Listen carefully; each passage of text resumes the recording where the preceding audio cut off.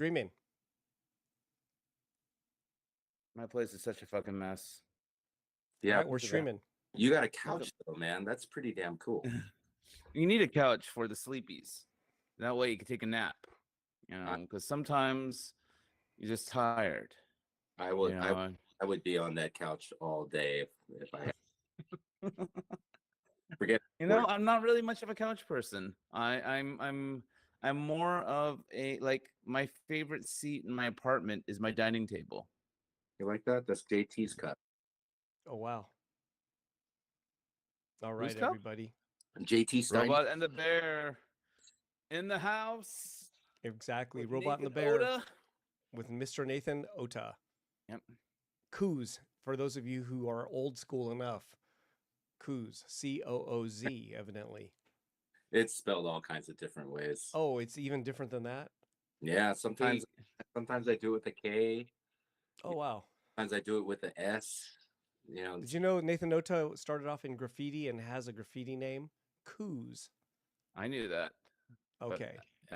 But I think not very many people knew that. But what does Cooz mean, by the way?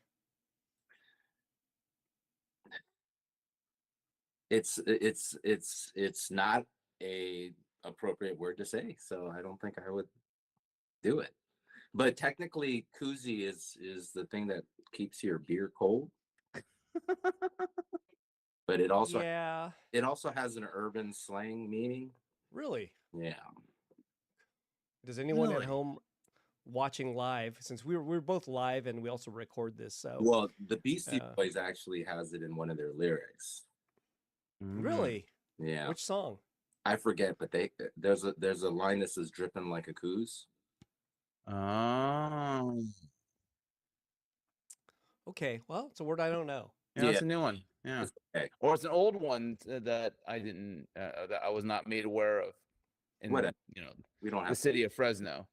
You know, it just didn't reach into the Central Valley. I didn't know what it meant either until my English teacher was telling us, like, what do you want on the back of your shirts for this club? You know, because I was in this art club thing, the journalism club, and I was just like, koozie rock, and she just dropped down laughing. I was like, what does it mean? And she goes, it means blah blah blah blah, and I was just like, oh, and she goes, so it's settled then, koozie rock. I was just like, yeah, let's do it. So it just stuck. Wow, koozie rock. Why the word rock? Everybody added rock to their names. Isn't that odd? Do you remember that, Luke? Do you know that? I don't know if they do that anymore, but that was it changed from rock to one, right? Yeah, there was a lot of ones too. But rock, wasn't that more of a b-boy thing? Because like maybe breakdancers always had the word rock after their name. Like Oz Rock was a breakdancer in LA. Ad Rock, good one, yeah, most obvious. So there was a whole bunch, but that's like early to mid 80s, I think, was where that comes from. Yeah, it was when I was doing it, like the mid 80s. You are just old. Very old. I was into like other music and stuff. Hey, look, there's a cat. The word rock wouldn't have been in anything I would do. That's a b-boy thing. It was more like punk rock and metal and stuff. So even though that's rock, somehow it got taken by b-boys. So really odd. So are you still doing any street art stuff? No. But what do we think about the buildings in downtown? I was going to bring that up. I was going to bring up the Ocean Wides. I love it. I think it's freaking amazing. You know, I think it's amazing too. That's one of the most amazing displays of graffiti, I think, ever. Yeah. Didn't that idea, like, I mean, I could be wrong here, but I first saw it at Basel, where they did it at Basel the last Basel. Didn't they have like this big abandoned building and everybody hit it up? I have not been back to Basel in like over a decade. So I thought I saw a post and I was just like, oh, it's Art Basel. And it's like they took over this whole building that was going to get demolished. And that could be. Everybody like did their pieces on every floor. But it wasn't that big, was it? It was close, but not really. But not that tall.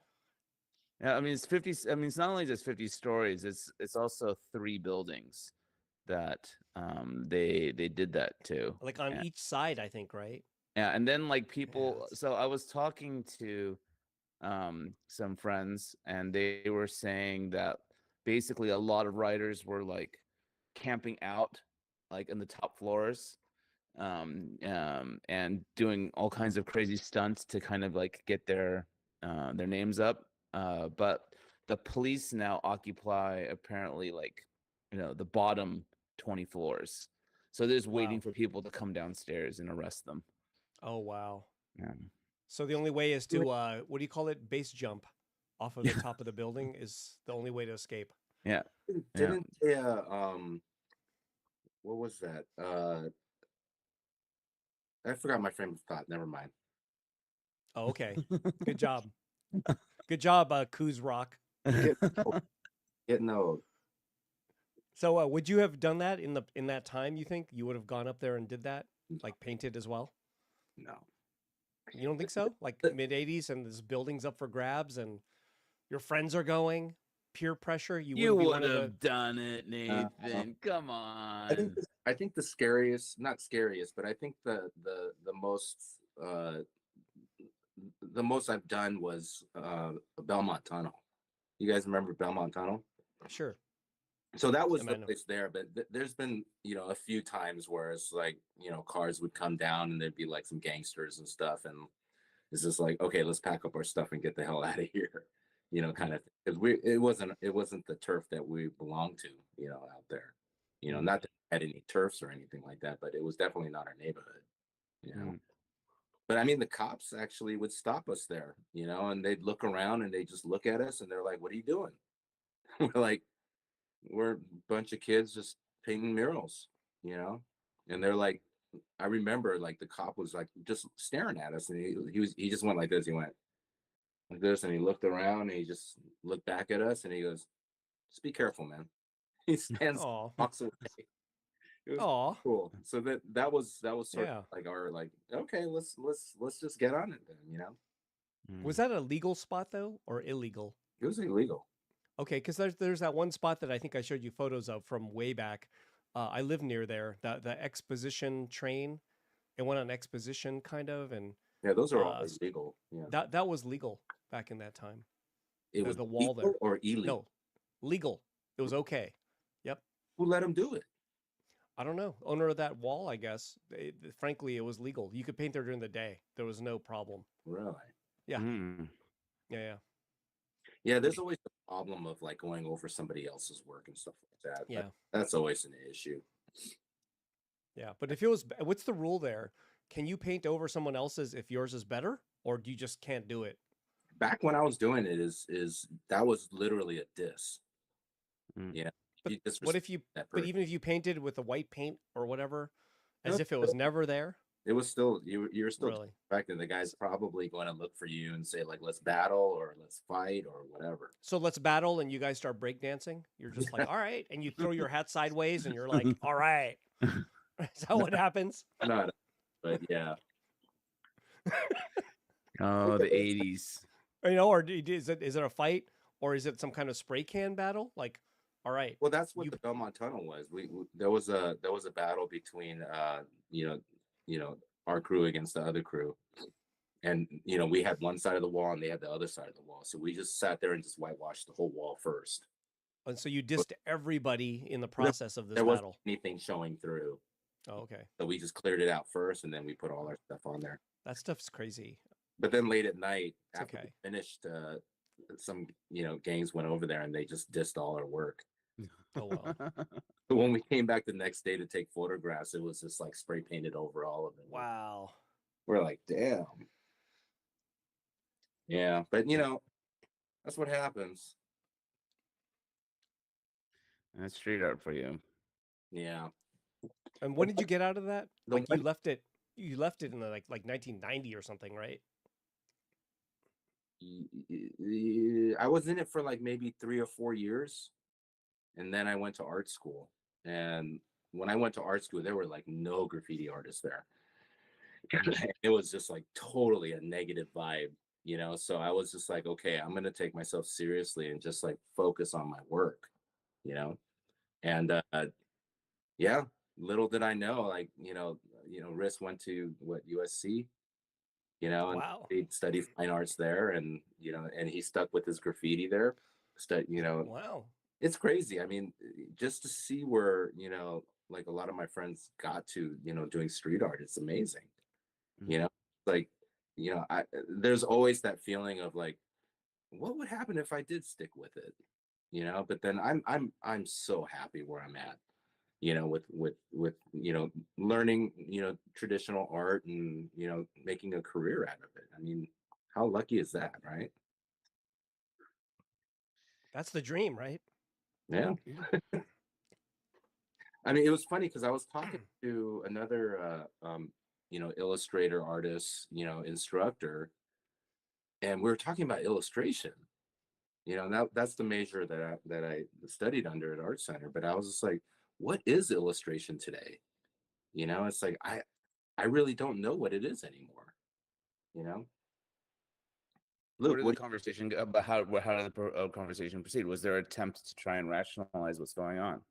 well, I was like, okay, so back in my day and back in his day, you had editorial illustration, you had advertising illustration, you had, children's book, you had, publishing, album covers, or CD covers. There was so much work out there for illustration in general. I mean, magazines were like the biggest thing, or newspapers, Mhm. you know. And once that all kind of disappeared because of the thing that we're looking at right now, it's just like, what do illustrators do now when they graduate? You know, The ones I know seem to keep getting work. Like they still work. doing what? Uh, illustration, getting Like jobs. editorial, or Yeah, I mean, there but is like still maybe. editorial online. There's like beer cans. I mean, there's like tons of stuff that people are doing illustrations for. Yeah, but it's not like shooting fish with an arrow anymore. You know, No, it's crabs in a bucket when more. I got when I got out of school, man, it's like if you had the right bait, you got a job. And you did like, I used to have maybe about 3 or 4, maybe 5, illustrations of, a month where I was just working on just through the whole Oh time. wow. And obviously you still have to produce, right? You still have to have the right kind of art that they liked or whatever. But man, there was so much work out there. And then one company sees another company, and then they start calling you, and you know it's just crazy. It was fun, you know but I don't think it's that big anymore, which is the thing that scares me. you know Mm. so now illustrators, I think, first of all, I don't think there's really that much in-house for illustrations, for illustrators. Now it's like, most of them might go into graphic design, but also, they can paint, or they can Right. whatever, so, it's almost like a side thing that you can draw, or whatever, but that's the thing that scares me. I mean, what is it, that they have out there for, illustrators, other than being freelance, and marketing yourself, right? Mm. That Yeah, I don't know. Yeah, that's the trippy thing. So Right? Eric, you're Do you think totally. AI's like got a big role, a big hand in all of this? I think it will. Mm. Big time. I think it will big time. I don't know what extent it's going to take right now, but it will take. Mm. Because they could just do a prompt probably and get that exact illustration that they want, right? Yeah. Well, I mean, Woman holding a dog, carrying a dog, and in a supermarket with a basket of food. It's like you could just also go, okay, there it is, in the style of Nathan Ota, right? And then Mm. it might well, pop up, and you yeah, get you get the my work effort. Yeah. my work has to be in the system for them to know the style. Sure. But the thing Yeah. that's funny is when I was doing when I was in full-time illustration, stock illustrations came in, and we were all complaining. It's just like, there's no ideas with the stock illustration stuff. It's just them picking generic art, you know?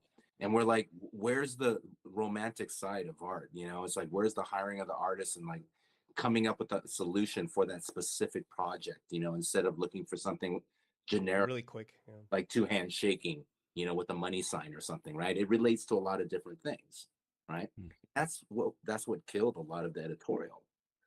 So if that was happening back then and it changed it dramatically, just imagine what AI is going to do, right? Yeah. It's just going to be, now I can just see an art director that has a really good eye with composition and art and what they're looking for. That's all they need. They don't need an artist anymore, right? All they got to do is just, put it out there. But see, that's the thing that's scary, but it's also interesting for me because I'm curious to see where this is all going to go, But right? do you think maybe the idea of hiring actual illustrators, actual human illustrators to do work will soon become like a status or vanity thing for certain publishers? Like, oh, we like actually hired a, you know, an illustrator to like create an image to complement, this book cover, this, this magazine article or whatever. Like, Shoot, I hope you're on that list, or whoever you are, illustrators out there. I hope that becomes you. That's like, there's only so many people that can probably do that, but Yeah, yeah, maybe there's a lot. I'm not sure, but yeah. I think that'd that be awesome. the thing that scares me the most is that you know it narrows it down to just a few artists now, that need to control, the AI or whatever, to create this work. you know the thing that frustrates me is that all the negative things I hear, with you know including myself, complaining about the advances, is they're all artists that are talking. So they're saying it's never going to replace the person. It's never going to replace, it's that romantic side that I think that all artists have. It's just like, hey, we do it by hand. It's this, it's all that. But I mean, the people on the other side, I mean, you know, will it get to the point where it matters? mm, That's a thing that is a big question for me. When I see things on the other side, because money talks, right? So someone that owns a company, that possibly can, I don't know, produce, 10 video games, on AI with like one artist, that's on the bill, instead of, hiring a whole team and coming up with the ideas and all that kind of stuff. I mean, if it makes money, will the boss even care? you know that's the thing that Right. gets me, and everyone I talk to about that's in the industry, they that there's a little bit more of that romantic side where it's like, no, they'll never replace a human. And it's just like, hey man, just think of all the things in the past that we said the same thing, and it's already been replaced. you know so it's just like, I know art's always going to be there, but it's just like, this is a crazy advancement that I don't even know like where it's going to go you know Yeah.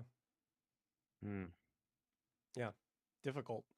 Right. it's I mean, it's hard to like wrap your head around because as individuals, we are only interested in so much of the world at one time, right? So, and so there's so much out there that's being produced in other niches, niches in publishing that we just don't give a flying fuck about, But the thing is that there are people who do, there are people who do care, and they're the ones that will want, their, whether it's their article, their whatever they're writing, celebrated to a certain degree, and it to be, would want like nice artwork to complement it. And then there's a whole bunch of stuff where it's just kind of like, okay, well, whatever. Like, it's just another, article about late stage capitalism. Let's just, throw some AI art, in there and, call it a day. the I, thing that scares me is when the whole thing about art becomes just a filler. It's just like, oh yeah, we need some art here, let's just get some AI and pop it in there. That's the thing Mhm. that scares me. It's just not, it just won't be important anymore. So But that's that's bound to happen, right? Sometimes. I mean, right? Like when anybody writes this article about Dogecoin again, right? They don't want a fresh illustration. They're just going to be like, all right, we're like the 50th article about this. Let's just put anything there. You know what I mean? It's not uh, going to even uh, matter, a dumb image of a Shiba dog in there and fucking call it a day. right? It just could be like just a different version. It could be the Shepherd Fairy version of a Shiba, and it's like, okay, well, that's going to be the illustration. Good, done, right? If it can be that easy, sure. Some people are going to cut that corner, Yeah, unfortunately, yeah, you hear it all the especially on a shitty article. If it's a shitty article, maybe so. I mean, a good, an example is going to be like, someone wants a mural on their wall, right? But they don't want to pay Shepherd Ferry for that price. So they'll get some peon out there and just go, can you just make it look like this? And they're like, I'll give you this much money. And they'll be like, yeah, without even thinking. It's just like, you're going to get, spray painted over like real quick because you're trying to look like someone else. But it's like that care of like, getting that specific artist and, things like that. It's, it's, I don't know how to explain it. It's just frustrating, Yeah. Yeah. I mean, I had a friend tell me like, Norman Rockwell when he was doing the Sunday Evening Post, Post. Saturday Evening Post, Right. whatever That. cover. Yeah. Mm-hmm. He was getting like thousands and thousands of dollars to do a cover, and it's like now you'd be lucky to get that kind of money to do a cover. So what happened? Norman Rockwell was in the days where coffee probably cost like 20 cents, you know? So it's just like somewhere it just flip-flopped, you know? And I've talked to illustrators who do comic book covers, like custom covers for certain comics, and you know they'll talk about it, and it's like they're getting like $1,500 to do like the cover of this limited edition book. And I guess the way it works out is they still have the original piece of artwork, and then what they're also doing is they are like getting like a certain number of copies for themselves, which they could sign and then like sell themselves. But like $1,500 to for the cover of a comic book just doesn't seem like a lot of money to me anymore. And like God knows I can't even pay my rent, with that. All right. So So I it's I used to do portraits in a weekly newspaper, and I was getting $25 each. Wow. that's it. But I like doing it because I still like drawing, you know. Mhm. But he was also my friend. He used to be the art director for LA Weekly, Oh wow. and then he moved on to some other newspaper, um, other thing, weekly thing, and he would just say like, hey man, you want to do this? And I'm like, absolutely, why not? He didn't art direct me. He just said like, hey, this is the person, do it. And the funny thing is that same thing that I did there, I would never have gotten hired from another art director to do that because that's not what I show in my portfolio. Mm. He knew my skills and he was just like, you can do it. Right. And so Mm. I'm Yeah. doing it, and an art director for a magazine, it was like a DJ magazine. Mhm. And he was seeing those little drawings every month, every week in that newspaper. And he contacted the newspaper and they got my information. And Mm. all of a sudden that $25 job turned into like a $750 job every month. So Mm. I had that one little section and I was like, wow, one thing leads to another, you know? Right. But you have to produce too, right? Yeah. If you're And not you can't producing, no if one, you're the guy complaining, if you're just like, yeah, if you don't do it, I mean, no. that I don't know. I feel like that's old school though, still, right? That's like an old school way to do it. It's like That's really get out there, hustle at any cost, anything, right? That was sort of like, I don't know. I did the well, same thing. the funny thing is illustrators, they always adapted, right? That was the thing that I always remembered when I was, when I got out of school was, we can do graphic design, we can do fine art, we can do, illustrations. It was a chameleon, like a chameleon thing. Chameleon, yeah, Chameleon. Yeah. I mean, sure, you can adapt, right? So Right. if you have to do something, it's just like, sure. I had this one instructor, he was an amazing, teacher, but he ended up getting this job and they said, you can do this, right? And he's just, or they said, you do this kind of stuff, right? And he's just like, sure. And he never did it before in his life. And he just did a little research and his skills, just his drawing skills, you know, got him to do it, and he did a great job doing it. And guess what? That added on to more jobs, right? Yeah. And that was one. That's the hustle way, you know? Yeah, that was one of his Yeah. teachings to us as students. He just said, like, if someone asks you to do something, you know, with art, you know, what do you guys do? You know, he said, you don't do anything but just go, yes, you know, and then you figure it out, you know. And I did that with photo. You know, when I was trying to do photography before Giant Robot, I would shoot pictures. I would actually make prints, like you know, it's all wet darkroom stuff. So I'm actually developing, making the prints. I would hand them to the bands, right? If I'm shooting live music, I would give it to the bands after. I'd mail it or whatever, and that always led to some jobs here and there over time. You know, I mean, it's not the best genre to be getting jobs from necessarily, but like I was sending them out to everybody I shot. I was just like, here, free photos, just take them. And exactly. then, but it led to like stuff in albums. I'd get paid, you know, like I'd be pictures inside of someone's albums or something like that. And yeah, I would make a little bit of money and it'd be fun. Also, you were taking pictures of like real iconic, you know, punk rock bands. You Yeah, know, but that usually doesn't lead to money. But I mean, you know, if I would have stuck with it, it would have helped. yeah. Well, Like Soundgarden, right? I shot Soundgarden. I shot pictures. I sent it to Chris Cornell, right? I used to have his address. I sent it to Chris Cornell, like a care package of photos. And that dude called me, right? And he's like, dude, he goes, one of your photos, it's on my wall. He goes, I love it. I look at it every day. You know, it's him flicking off a crowd, right? And it's just like, but over time, it's like I got a he let me into every show and he would say how, you know, he liked my photos. So yeah, anytime I wanted to go, I can go. So it was just like a hobby that sort of paid itself, and then occasionally it would pay money, you know. So, and if I was stuck with it, I think it would have like definitely led to like portraits and Spin magazine. You know what I mean? It would have been like that kind of shit. But Mhm. right. whatever. That's just the hustle way, you know. Like I was willing to do anything, so at any time, right? So it's just kind of like that's how it was. I mean, I see what you're doing. It's exactly what I would do. Yeah. I don't know where they are for me, but I remember like sneaking a camera in and taking pictures of like the meat puppets at the music machine. No, no, Oh anti wow, club at the anti club wow. and the Minutemen. Yeah, I have like all somewhere in my archive. I've got all kinds of photographs of these gigs that I went to. Find it. You know, Good stuff.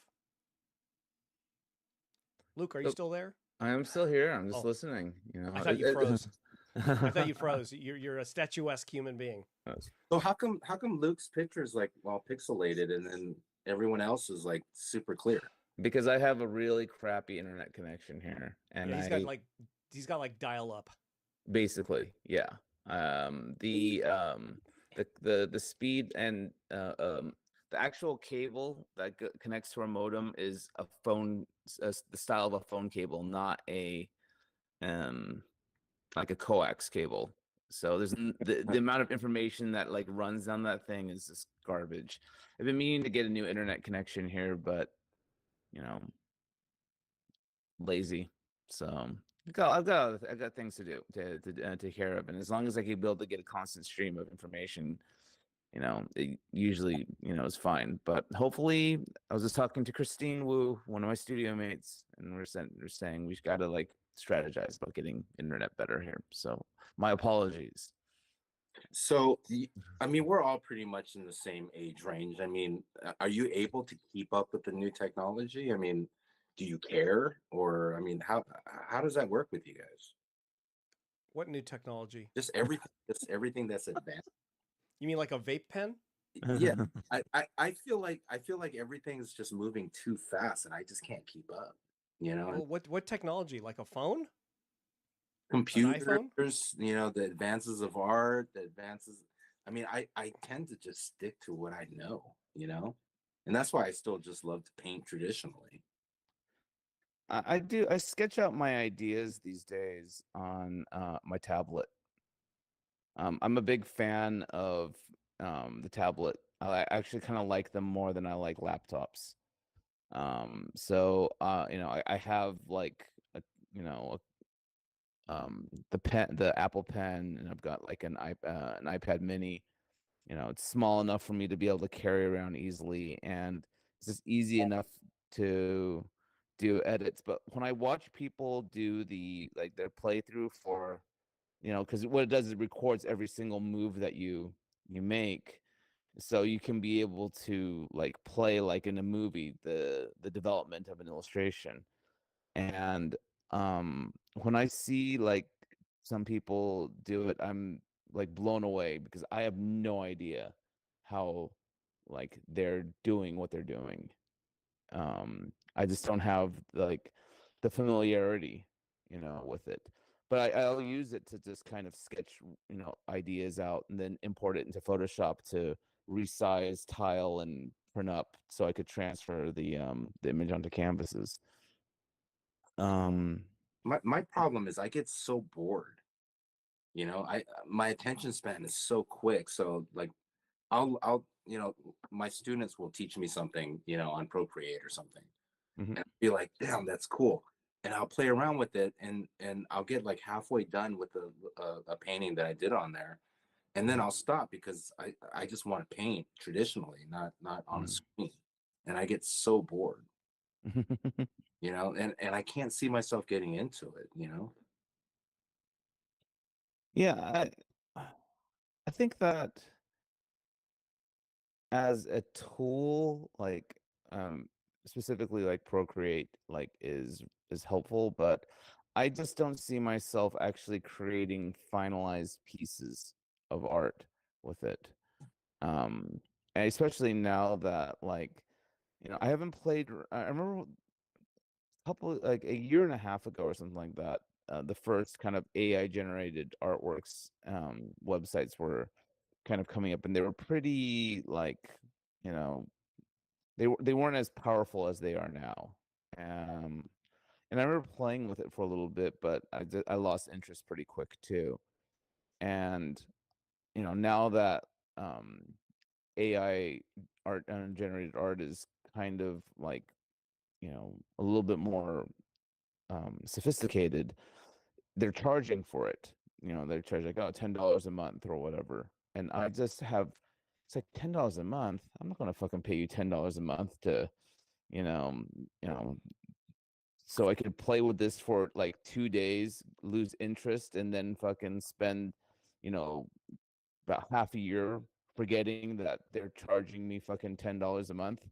And then finally like sit there and go through the fucking rigmarole of trying to fucking disconnect my financials to their to their service. Um, That sucks. yeah, so like I could already see myself like how I would, be with that, how I would feel about that. Like there's so many fucking like streaming apps that I'm finally like taking the time to just like, all right, I I bought into you because you're offering me 3 free months of, of this streaming service, and now it's been 2 years and I haven't used you. Not even when I Ooh. fucking like jumped into it, because it's there isn't like a singular place for these, you know for all of this stuff to kind of like be compiled. You have to like dig around, to and sit back and like go through all your freaking like bank statements to like go, oh, okay, yeah, I need to get rid of this, I need to get rid of this, I need to get rid of this. And to you know when you just see like your own behavior with these things, it's just like I just can't imagine like picking up new tools that I have to pay for, because I just don't see myself, I don't see it holding my attention long enough. You know, That's the problem, is keeping my attention. mhm. Yeah. I mean, with art making for me, I I do everything traditional. I don't. I mean, there's nothing on the computer that I use. I use reference, from the computer. That's about as far as I go, where I have the image where I'm getting my inspiration from. But other than that, it's just like the enjoyment of seeing the painting done is not as great as the enjoyment of creating it from nothing. I Mm. love the idea Sure. of just The sketch. process, man. It's the process, right? I mean, That's always it. it's a relationship. That's how I see it. It's that honeymoon. or a nightmare, you know. But yeah, most of the time, I remember, the whole process stage of where it came from and all that stuff. And then when it's done, it's just like, cool, here it is, you know. Mhm. And then there you go. It's like every piece that you saw in that show, you know, I can go over every single one of them and tell you a little story about each one, what I was thinking, you know. Mm. Yeah. It's just really great memories, right? Yeah. The But process is always it, isn't it? Isn't it? I mean, that's sort of the in all things, maybe all things or all creative things, maybe it's always the process, right? The joy of that. And then the final, you're like, okay, got there. Yay. But Yeah, the let's journey move on. there was always the best, right? Yeah. I mean, that's like, isn't that true with like serial bank robbers and stuff, right? That's they love doing it. That's why they keep doing it, you know, and then they get caught and it's like, okay, got caught. But then the money that they get, it's not enough. They're just like, oh, got to go back and do another one. It's like the process of it is probably what, what it's all about. Yeah. They say that in Heat, the movie Heat, right? mm. Like that was part of the process was the juice was the actual like robbery, that was the juice, right? The problem solving aspect of it all, right? Or Sure, the I guess, or something. The like the joy, planning, like, oh, we're gonna yeah, put that men they here and loved here. it. They loved that, or at least that one, because some of the characters seemed to like that the most. De Niro, another story. He was too cool. Anyway, but yeah, that it said clearly though that that is the joy. So, Henry Rollins was in that well, movie. What's that? Henry Rollins was in that movie. Yep. Yes, he was. it's been such a long time since I've seen it. I liked the fact that the sound for the downtown shootout scene was actually the blanks that they were firing. They decided, like, because they were originally going to dub in um, Oh, the machine gun fire, but wow. the blanks that they were using had such a specific sound, and the way it reverberated off of the buildings in downtown Yeah. Would was would a blink sound exactly like a regular bullet, I'm assuming yeah, but I don't know. or does it have a distinctive sound? Like ping ping pew pew. No, I think it's gonna sound like a gun. I still think it probably has that explosion. mhm. It Because just doesn't have a projectile, Doesn't you have wouldn't a be able to do that for a fist fight because the hitting the cabbage is still the way to go. Yeah, because now it's to the point where you actually do hit someone, you're gonna be like, oh, it's not the sound. Right? Yeah, it doesn't pop or crunch nicely. Yeah, it doesn't have that. We're So so Nathan, to it. I wanted to ask you about your show. Yeah. Your like, was there a theme that you had a specific theme they had in mind? Because like all the paintings were the same size and shape. They felt very cohesive, in terms of like the way the color palettes worked, the compositions. Um, I kind of was like, I would say it was like, for me, I don't know if this is a good comparison, but it was like me just going for a joyride, mm, taking a drive and then making a left and going, oh, this is kind of cool, mm, and I kept on driving. I made another right, and I'm like, oh, well, look at this, so I mm, was going in from one thing to another to another. And the thing is I don't know if a lot of people know, but the last time I had a body of paintings was when I showed at KP Projects with Andrew Ham, and that was, God, I don't even know, like 2015. How long uh, ago was that? That's 9 years, maybe, or 8 or 9 years ago. yeah, it's been nine It- Yeah. years. it's a long time, right? And I just went through this drought where I just had no inspiration to paint, to draw. I was just teaching, you know. Um, Do you know why? I think it was just, there was some personal issues, but I think every time I sat down, my whole thing about, I think, with art in general is, if I'm not feeling it in a drawing, I'm not going to paint it. Why waste my time if I'm not even liking the drawing, you know? And I just did not like my drawings, so I just went through this funk that just lasted for so long. And I would talk to my friends and I'd sit there and I go, man, I've got like this art block that I can't get the fuck out of. Mhm. And no matter what I did, I just couldn't get out of it. And it sucked. And it was probably one of the biggest blocks I've had, for me, right? Where I just did not feel like doing anything. Do you get art blocks, Luke? Um, I get burnout. That's different, There was I think. a little burnout for me as well. I mean, Yeah. since 2006 all the way into 2015, I would have like, you know, at least one gallery show, like a solo, and then like group shows or collaboration shows. And I was so busy for that amount of time from 2006 to 2015. And there was a little burnout there, but also some personal issues came about, and I just couldn't do anything, Yeah. Mhm. and I think it started to happen. But Yumi, she had the show there, and then she brought up my name, and I was just like, I don't, Yumi Yamazaki. This is the first group show, the first one. yeah, and I was like, I don't know, man.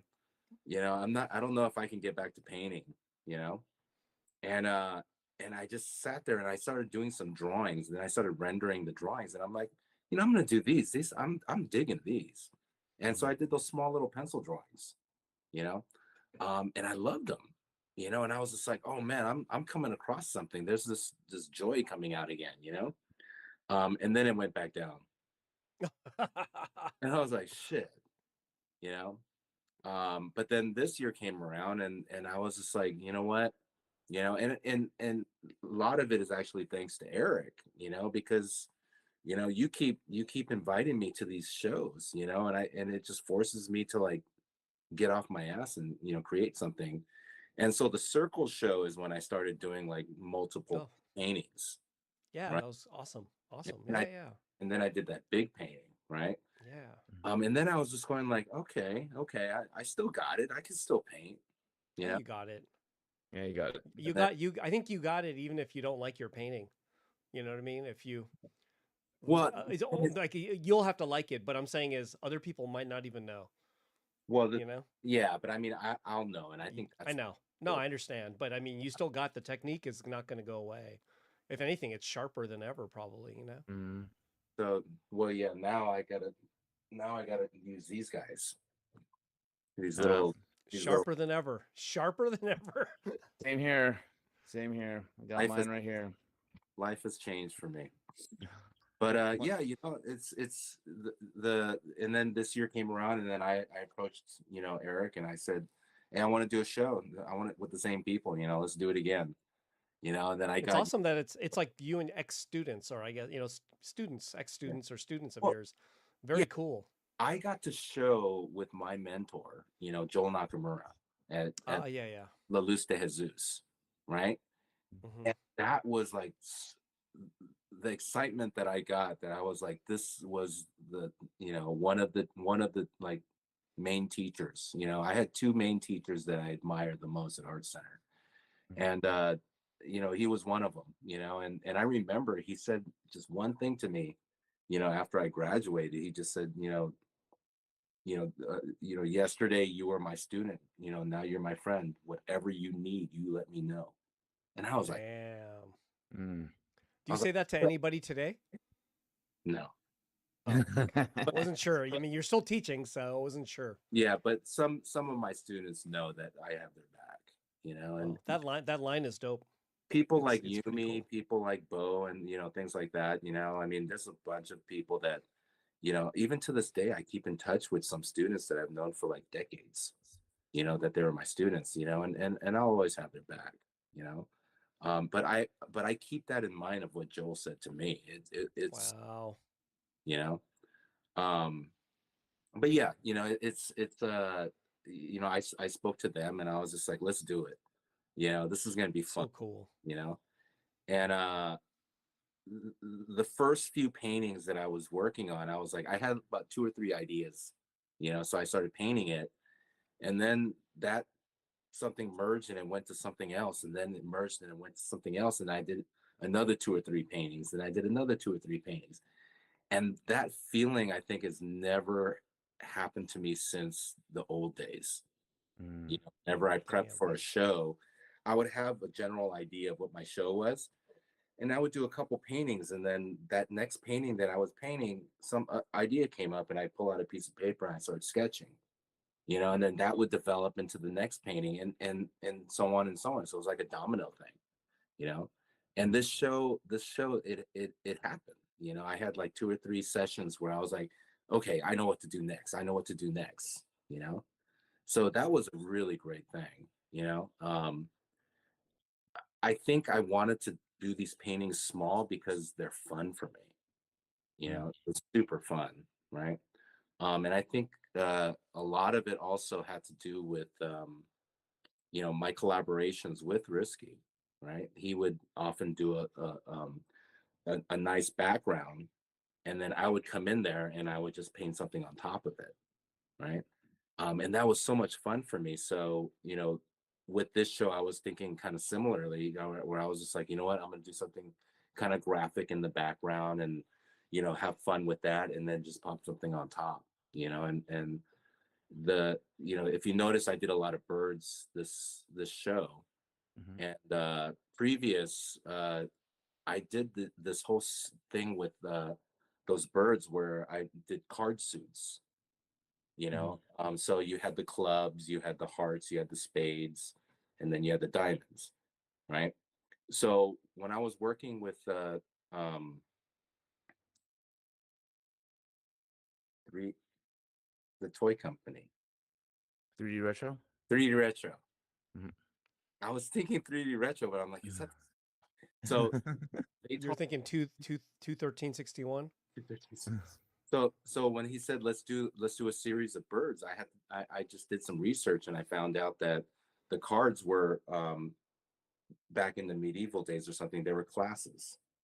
You know, so you had the merchants, and you had the royalty, and then you had, you know, things like that, and that's where all those, you know, symbolize. And so I'm going, okay, I want to do some Asian birds then. You know, so then I looked, you know, I looked them up and stuff like that, and I was just like, okay, the royal, you know, the royal bird would be, you know, like, you know, the emperor or like one of the noble people, you know, and what would they wear and things like that. And so it was a lot of fun doing that, and I was just like having fun researching, right? And the research part is just really fun because I love you know, knowing about what I'm painting, right? And that's really important, right? Mm. Yeah, so that's where that show kind of came. So I think those paintings you see there, it's like a lot of it was, you know, thinking about where I wanted to go with it, and then one led to another, and so on, right? And that's why you had those different classes. You had the farmer, you had, you know, the Mm. nobleman, you had the shaman. Yeah, Mhm. There's a shaman, yeah, I just had fun doing those. You know, and you did a Korean shaman, right? That the Korean shaman. that type of hat, or I'm not sure. It's a hat, right, or a hood, or a hat. Yeah. Yeah, it's a trip. You know, I mean, you know, I'm half Korean and I'm half Japanese, right? So I love kind of going into both cultures and just kind of playing around with it and finding new things about it, right? Mm. And then the jampong thing was kind of funny too, because The title, yeah. we were all sitting at a Chinese restaurant or Chinese Korean restaurant, and you know, we're ordering jampong and stuff. Or I ordered jampong. I'm just like, this is a cool name, you know. Mm. And then she was telling me like, oh, there's a Japanese champong too, and I was like, yeah, Yeah. you know. And then What is jampong? there's multiple meanings, you know, but like Japanese, there's a meaning of like mixing drinks to get drunk. Mm. You know, it's like a mixture of things. But then there's the soup It's too. like a There's, yeah, it's like a noodle soup dish that's got like a lot of stuff in it. yeah, and Big mixture of stuff. jampong Mm. is thing. It's just a bunch of stuff and spice and Yeah. that. Could be like, does it have squid in it too, right? Like maybe Yeah, the Japanese one would have squid in it, but it's from the south. Maybe Nagasaki is kind of where it's most famous. It's champon in Japan. Oh, Mm. but the funny, yeah. I was watching that Netflix special on Korean noodles. Mhm.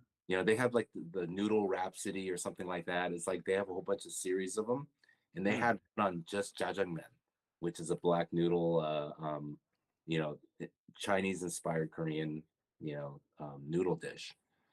And then they one of the episodes they got into jumbo, you know, and I was just going like, huh. And this is already when we knew that the title was jumbo. And then the guy was talking. I guess he was like some historian or some specialist in noodles or something like that. And they were interviewing him, and this was all in Korean. And he was saying that like he referred to something in Japan where they were all like going doing this parade, and they were playing all kinds of different instruments, you know. And they said, "Oh, this is a Chinese instrument. This is a Korean instrument. This is a Japanese instrument, whatever." And he goes, "It's a mix." You know, it's a mix of everything, you know, jambon, you know, and then I just went like, that's cool. You know, so I guess there's a lot of different interpretations for that. But I'm all about food. If you know Yeah. the first one we I thought did, it was just me. I realized no, Nathan is all about the food. You too, Luke, come to think of Oh, it. I'm all about the food. Yeah. But yeah, every time Nathan's like, "Well, I can come early and we can go eat first," it's always like, "I can come early." Yeah, I think that's always a thing. Or you know, there's like, I'll drop off my painting. You want to eat first? Yeah. the whole joy of it, you know, it's like spending time with a good friend and then enjoying the food too. Love that. You know? But I was surprised with that shrimp and beef burrito. Oh, We ordered the shrimp and beef burrito that was from Sonorita. Yeah, just yeah. down the street. really good. It You is liked good. it, huh? It's a lot of shrimp. It's a lot of shrimp. I remember during the pandemic, I went down to Oh, I remember Sawtell. this. Yeah, I and remember. I saw photos of it on my social media, and I was like, I gotta fucking get this thing. And so, well, you know, I think at the time, like, a giant robot like just had tables outside because they weren't letting people in because, you know, COVID. And so I was hanging out, and I ran across the street, and I ordered the burrito. And yeah, that's a that's a mighty burrito there. I remember it's like a $20, but I remember Yeah. you saying totally it's worth it, like right away. You know, and I was like, really? I thought you were gonna say it wasn't worth it, like immediately, and you said it was worth it. Is it because there's shrimp in it? Is that why it's 20, or is it the beef? I don't know. Like Angus beef or something like that? Maybe I think it's all the fresh both. and good. It's both. fresh it's and that good, surf maybe. and turf. Yeah. It was Lots of there's avocado and avocado and Yep. whatever. it was surprisingly tasty, I have to admit. Everybody likes it, you know. They don't like the price, and then they I have- bite into it and they're like, "Oh shit, it was worth it." I wonder how much it is now. It's like 25 probably now or something. I don't know. I paid and I don't know. It's a little bit over 20. Yeah, I think it's like 21 maybe or 22 or something. Yeah, that's not that bad. It's not But that bad. I went there one time and we had soft tacos, and I was kind of like, it kind Yeah, of it's a little like it was kind of like, oh, I've had this before, but no, that burrito is something else. And It's their yeah. thing. burrito, I was like, oh yeah, It's their hallmark. Yeah. this is pretty good.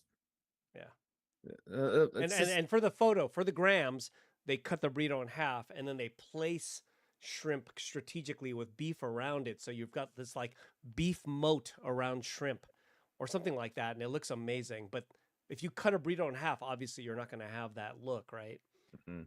So it's when they cut it in half and serve it, you know? When we waited for our food, somebody else got their food at their table, Mhm. and it does come to your table like cut in half. Yeah. So they actually guess place that- the, yeah. Yeah, they do it that way, but Yeah. we got it. It's It for was the, it was just all wrapped up. yeah, for the grams, right? So, no, that's the new world, right? The grammable photos of food, you know? It I don't counts. know. It feels like it's becoming the old world because it's been happening for so long now. It's been a decade of this already, right? Right, at But least. it still matters though because you know, like for example, the crepe place next to Giant Robot store, Right. popular as heck. I don't think it's that good, No. but people take pictures and are gramming it all day long. That's kind of what it is, like That's gramming it, well, and oh. gramming it. That's why people are going. Yeah, but it's like it still works. It's still a thing, and Yeah. it doesn't, you know, like I'm like, it's just Well, all we right. went to that mango that glass Oh, mellow or Yeah. mallow, Yeah. whatever. Yeah. open it up, whatever. You take the glass home because you're gonna store something in it anyways. Your pot, yeah. But It's yeah, pretty good. I Did you enjoyed like it. it? Yeah, I enjoyed it. It was the Yeah. first time I had dragon fruit. Mm. Is that what it is? Dragon fruit? Yeah, the white with the it's either White, white flesh little, with bucks. yeah. What's yeah. It was good. You know, I was Mm. surprised. You know, again, it was a little expensive, but I was surprised. You know, it was actually tasty. But why I'm bringing this up is we were walking back, the other way, and we're like, what the hell is this line? And it was the crepe place, and I was like, holy crap, this line is huge. Yeah, it's all for that creme brulee crepe. But I Yes. there, and I was Nice. just kind of like, I was like, yeah, it's a crepe. Yeah. I didn't see It's, what's so amazing about it. That's what it's I'm that saying. burnt But sugar. it's grammable. Yeah. You got some of that little Emily crack the top, crack, crack, crack, crack. You know, it's funny So- because I'm a custard kind of guy. Like I love me like flan. Like if I see flan on the menu, I'm ordering it. But the thing, unless I know that you're like really heavy-handed with like the cream, because when it's too creamy and or too fatty, I don't really care for it. But I creme love brulee, it. just I don't care for it. I do not like creme brulee. I thought I would love it, and I really want because you see like the burnt sugar on top, and it's a custard underneath there, and it's basically kind of like a next leveled flan. But I don't know. See, It, it's the it was a grams. it was a sad realization that like I'm just I don't care for creme brulee. Maybe it's the burnt sugar, but I don't know. I mean, I love caramel. I don't know. Like It's kind of and- eggy, and I don't. Ever since I had the teeth fixed, I'm just enjoying any kind of food now. You know, it was so long that I just could not chew on one side. Mm. Yeah. Wow. Did you get implants? I had a root canal and a crown. Oh, okay. Yeah. So it was a while that I was able to eat because it was a process of a long time. But Mm. and now it's just like I am just so enjoying eating food. Yeah, And teeth are Sounds good. important. Take care of your chompers, guys. I had 8 implants, set into my mouth because all of my molars were just wrecked. And it, it's expensive. Like you're spending thousands of dollars per tooth. To like, and the process like is like half a year of like reconstructing like decayed bone if it's really bad, and then like putting these posts in there in order to like set the implant into it, and sounds like you had it really bad. it was I'm most people will have like 3 molars on the back of for the back of their teeth, and I only have 2 on all around because they didn't see the point of putting that 3rd one in. So yeah, but Yeah. yeah, take care of your chompers, guys. So you've got extra flat teeth and less molars. I actually I also have to sleep with a tooth guard Oh, I see. because I apparently I grind my teeth. So But like when you smile, you have more flat teeth than we do. You just right? Damn, look at that. Yeah. no. I'm missing teeth. Oh, you are missing teeth. I see. Yeah, I'm missing 4 molars. That I thought they replaced it with some flat teeth. no, No, okay. my dentist has been trying to like convince me to get veneers. Oh, okay. So and I'm like, no. That- Was that? What's that? It's when they grind your actual teeth down to like posts, and they set in like perfect, like Joe Biden. He's got total Oh, yeah. Those things are not. Yeah. Those are some chompers. yeah. Joe Biden has total fake teeth. Do those not grind down? Or is that a whole different compositional material? I think like they it- use some kind of ceramic too. Like Just okay.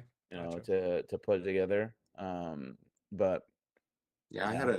I had an enamel, half enamel, half metal Mm, crown, right. and the next morning I woke up to a crunching sound, Mm. Oh yeah, yeah. You and bit it off or something?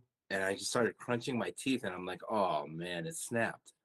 Uh-uh. It was like a tiny little piece, but I still have a hole in it right now. So the the dentist was telling me, it's like, well, your tooth is still completely protected. Mm. It's just a matter of like, are you comfortable or not? And I was like, just rubbing my tongue against it, and it feels like there's a hole like this. Right. You can feel that I edge. can feel the Yeah. hole. Yeah. I'm like, let's just see how this goes, because I was going through so much during that, few months of going back and forth to like different dentists and stuff like that. And I was just like, okay, let me just try this out. And it's kind of not working. So I might have to go back. Yeah. Go back. Go back. Before it like actual damage does happen. Because the wear and tear of teeth, stuff like that. You know what the thing I remember, I think I talked about this when on the podcast when I learned this one too, and it kind of blew me away.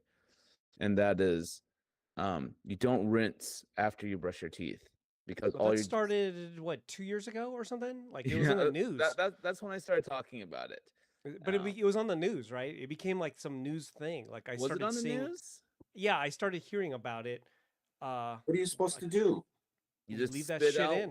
spit out the excess and let the tooth the sudsy toothpaste stuff like this sit on your teeth, because all you're doing is when you're rinsing out, you're rinsing out all the fluoride. So like, did somebody actually did a test on this to see? Apparently. I'm sure it's tested. I'm sure they test that stuff all the time.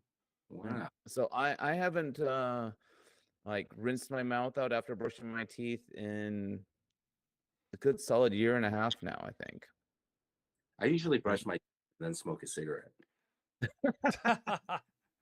So I don't know if that's the right order. Probably not, but it's okay. Yeah, At least you brush. Yep. At least you brush. It's better than waking up smoking a cigarette and just going through your day. It's probably a good idea not to smoke a cigarette after you because actual cigarettes, you have the tar and stuff like that like um will rest on your teeth. I'm not sure about vapes, but Well, vape is just, never mind. I don't even know what vape is. yeah, well, I remember when people were saying, "Is this fucking water particles with nicotine in it?" And like, I don't really know if it's just that, but you know, like, with actual cigarettes, because you're actually burning leaf, um, you have a lot more like particulate in the smoke than in a vaporizer. So I don't know. You go between the two. You go between the two, or are you like exclusively vape now? I do both. Nice, nice. I kind of weaned myself off of the cigarettes, and now I'm exclusively a vape user. But now, like, part of me is like saying, like, man, like there was for a little while, like about a month ago, there's a lot of talk about like dipping, like using dip or pouches. Apparently, like What's a pouch? it's basically like a little cloth kind of like or cotton paper kind of pouch Like a filled with little nicotine little instead of ball actual. sack of nicotine. Little Yep, ball sack of you, nicotine. you just you throw it up into your against your cheek and your tooth, and Oh, all the nicotine fucking like enters your blood through your wow. gums, and That fucks up your gums, though. well, I mean, like, you're fucking up your lungs though, so like, what it's an either or kind of thing. And apparently, like, because like the technology is at a point where they are no longer using just they're using nicotine salts, like the same stuff they put in vaporizers. So you're not actually sucking on leaf, and then you're not spit. You don't have to spit. You can swallow the your saliva with it. And I was thinking, oh, maybe I should look at this, to as an alternative to punishing my lungs. Why don't they just make eye drops? Can they do that? I wonder if the nicotine eye drops? I wonder if the nicotine molecule will actually pass through, What All about right, fine. What? Just snort it. Just snort it. Yeah, I would use a nicotine They have the- nasal thing. the Vicks thing where you just unscrew it? And you put it in your nose? Yeah, hell yeah. So that, like on a bus or a train, you'll just be sitting there with this white thing in your nose going. Eric, It'd be- did you ever smoke? Just some pot, but no cigarettes. Mm, Sorry. it's okay. Sorry. I don't okay. understand. I don't understand the need for these particulates. But yeah, I I like the idea of using that little Vicks little inhaler thingy though. That sounds kind of cool. Yeah, I saw a student that was smoking where all the kids were smoking, at Otis, and I saw him, and he was taking a hit, and he wasn't even breathing it in. He was just like hitting it, just like, and you could tell, Yeah. breathing it in. And I took him aside, and I just went, "Hey, man, don't start." I was like, I noticed you weren't breathing it in. I was like, just don't start. You're gonna regret it. What did he say? Was he defensive? But I was. No. He was just like, yeah, okay. Wow. And I was just going like, don't, if you're doing this just because all your buddies are doing it and you're smoking with them, I was like, just don't. Trust me, please. Don't do it. And I saw him like a week later, and he's like, and he was breathing it in. I was like, oh man, I lost him. Because I mean, I went through the same thing. In high school, I started smoking because everybody else was smoking for the dumbest reasons, right? And then I looked, and I can't fucking get off of it, and like, who's gonna listen to this old man anyways, right? It's just one of those what does he know kind of thing. But I was just like, once I saw him take a drag, I was like, oh, that's it. He's gonna get hooked. Mm. Sucks. They're so expensive now. They're so fucking expensive. Holy shit. That's why I was telling Eric, if he goes to Japan, get me. Couldn't get it. I'll hook you up next time. Yeah, there was a different reason, but yeah, I couldn't get it. Yeah. It's $100 here for a carton, and it's like $30 in Japan. And it's funny because like Crazy. at the airport, I mentioned it, right? I'm at the airport and I'm like, I gotta get Nathan a carton of cigarettes, but I'm on Xanax to high as I can be, and I was just being told, no, you're not leaving, you're not going anywhere. And I was like, I gotta get him a box of cigarettes. I was saying that at the airport gate, and I'm like totally like, I'm out of it. But I remembered that. So does it knock you out through the whole trip? Yeah. So you're. But I thought about you while I was just like going up. I was just like, I'm getting up there, and I was like, I gotta go get Nathan's. Blah, blah, blah, blah. So does it mess with your time change thing, or I'm just sleeping, so I don't know. But when it's like you get jet lag, do you get? Yeah, well, just like everything else, sure. But I just got a lot of sleep, so it's pretty good. I don't know. Yeah, I thought that was funny. I wonder about those things. I mean, it's like the Dodgers are flying out to Korea, to play out there, and then they got to come back, and continue playing. It's like, how do they do that? It must be. I wonder if they fly like, I don't know. I wonder if they kind of try to time their flights where they could sleep and all that stuff. I don't know. I mean, probably do. I would think that they would try to train their bodies to like, get closer to the time in Korea while they're here. Maybe. And then they probably have all kinds of like little advantages. Every player is probably laying back, right? Like everyone's got a layback seat, and every one of them's probably got an IV in their arm, right? They're just chilling out, and then like, they're getting fed like everything perfect while like they're sleeping. Like, an attendant comes and changes the bag and goes, okay, here's the beef and noodle fucking bag of food. you get curry, right? And it's like it all drips. They're just like, and then they're What? just I heard they're getting this dope meal, and then they're getting good drugs, and then they're like probably like hydrating. They wake up and they're like, I'm ready to play, you know? getting Like, good drugs. yeah, they're ready to play. I'm gonna throw 100 miles an hour. I'm ready to play. I You heard know? I heard that they changed all the lights to like blue lights. It's supposed to do something. Blue light's supposed to do something In No planes idea. or in on the field? in the plane. Wow. So They it should That shut forces, probably that helps shit off. relax you because forces you them know, to do something. And then they were like saying they're telling everybody like once you have your meal, try to force yourself to sleep. Yeah. See? And then they just come in and poke that little IV bag, and they're just like, oh, the they're greatest day probably ever. prescribed some kind of medication to help them sleep in order to get them to like adjust Sure. a little bit better to like whatever zone they're going into.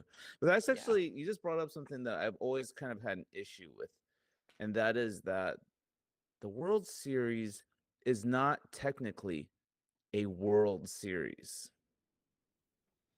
I think so because there's the best players from all over the world are playing in the In MLB. American leagues though, but like it's not like, you know, they're like bringing in the Japanese leagues and the Korean leagues and like, you know, I the heard, this I heard Yeah.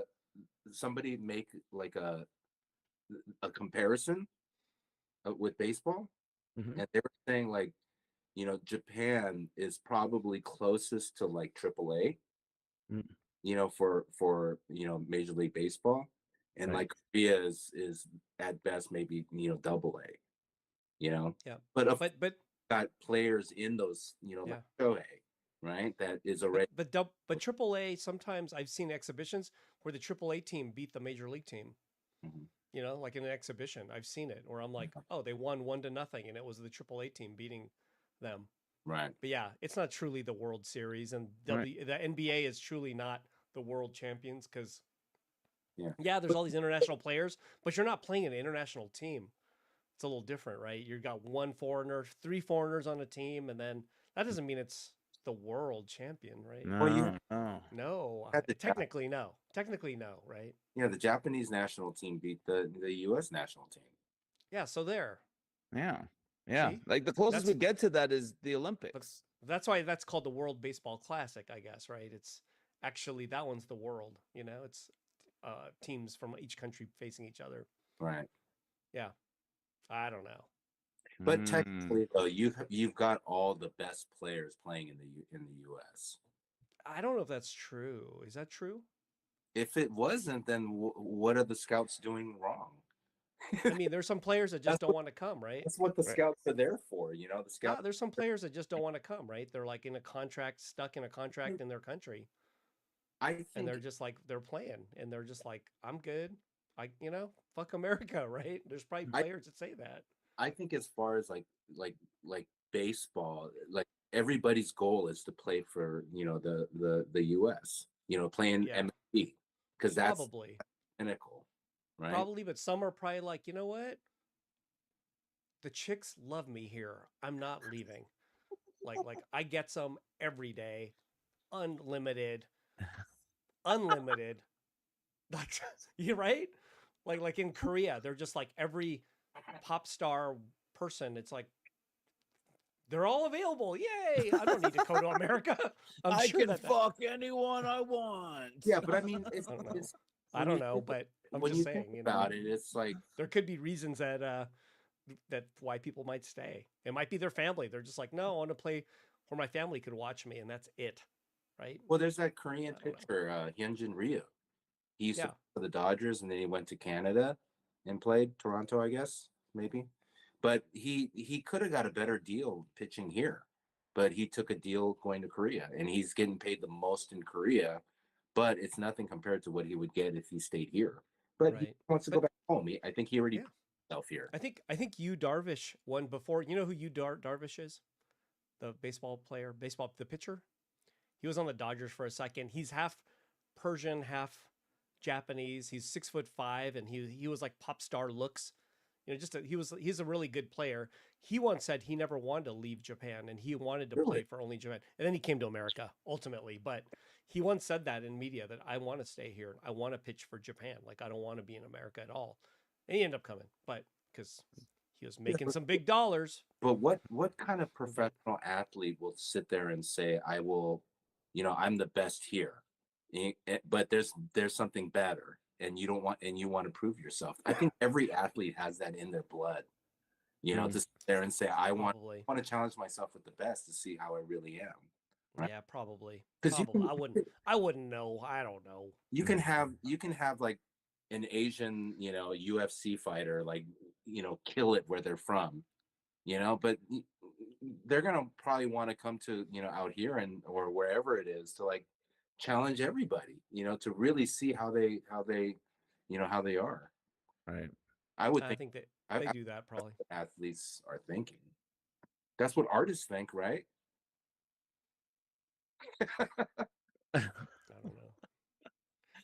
So you want to just travel the world and show that you're better than everybody I'm else? gonna Is that what you're saying? battle everybody. I don't know if it's a battle. I'm kidding. I wish it was as simple as a battle, but mean, like, Cool. I've always had a competitive feel. I was always competitive. I didn't want to be the worst one up on the wall. I well, think I mean, but like that art is carries- so subjective, right? So like, it's not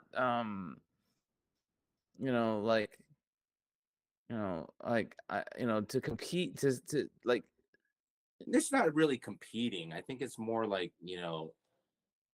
for me, it that's one of the things that keeps me going. That gets my juices flowing. Because like when I was in school, you never wanted to like be the worst one up on the wall. sure. You didn't Well, want that's to. because everyone on the wall had the same assignment. It's Yeah. easy to like look and like and judge the work knowing what the assignment is. Well, I You know, mean, like an example would be when I got into a magazine, right?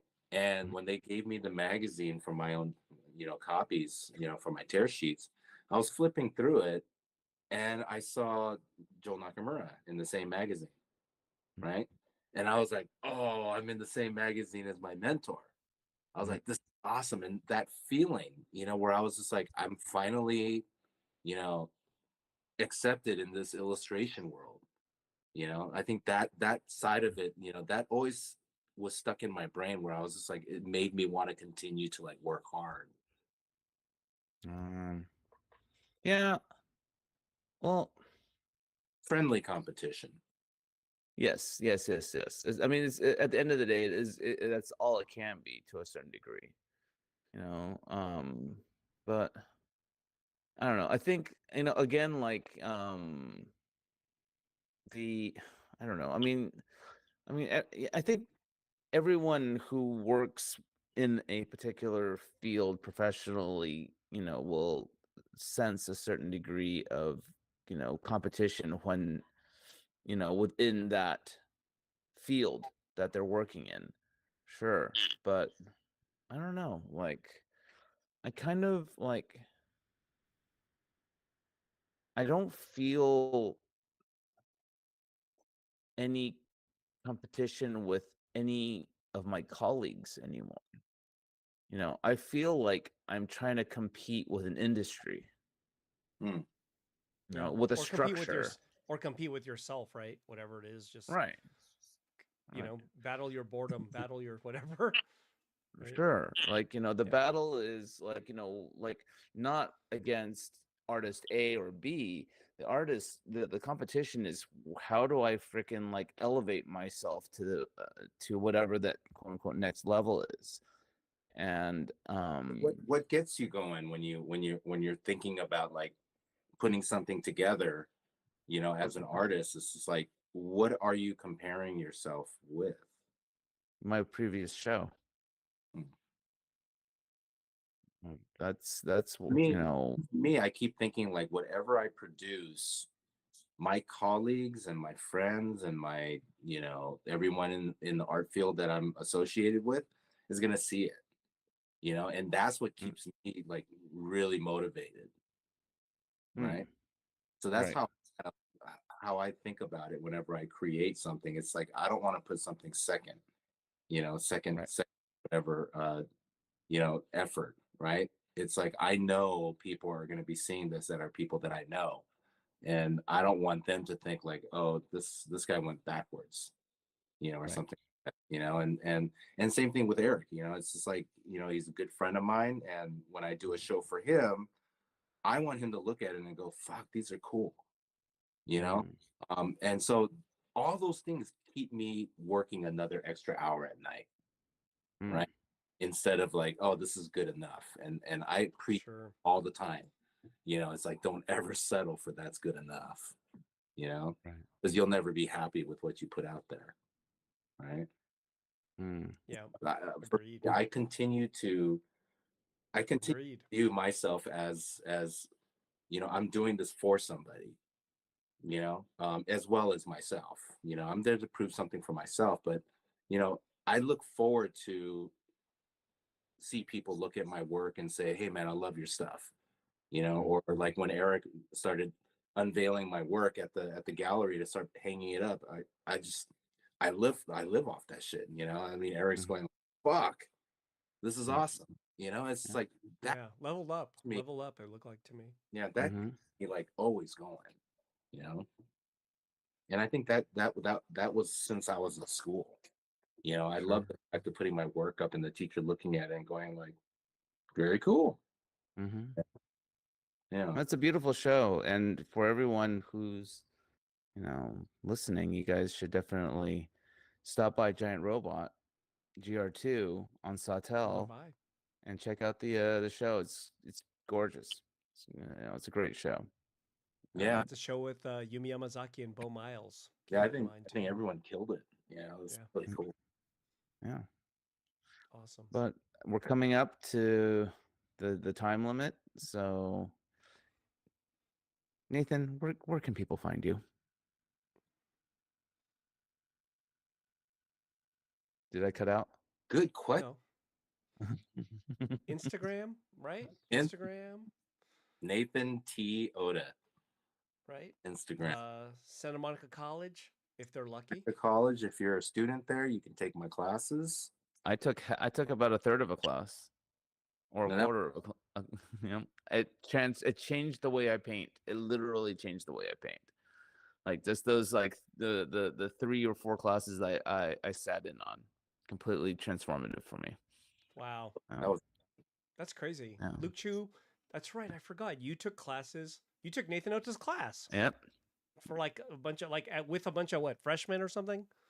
I don't know. I don't know. That's so cool. It was interesting. It was interesting to watch as a person who doesn't really go to school full time anymore, and like and kind of jumps back into an academic environment, and to see the kind of energy and like the suck upness that I you'd think you see. got I think you got spotted too in the class.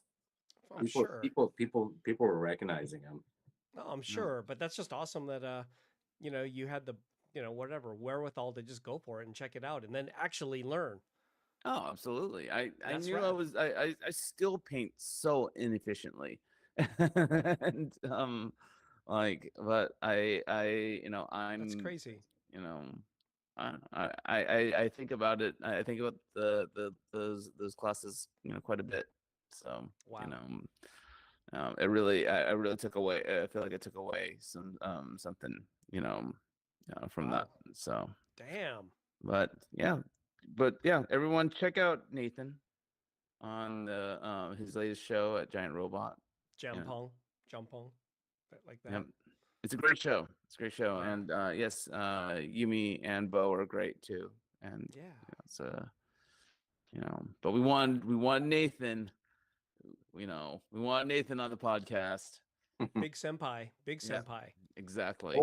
Always awesome Um, chatting with you guys. All right. Thanks much.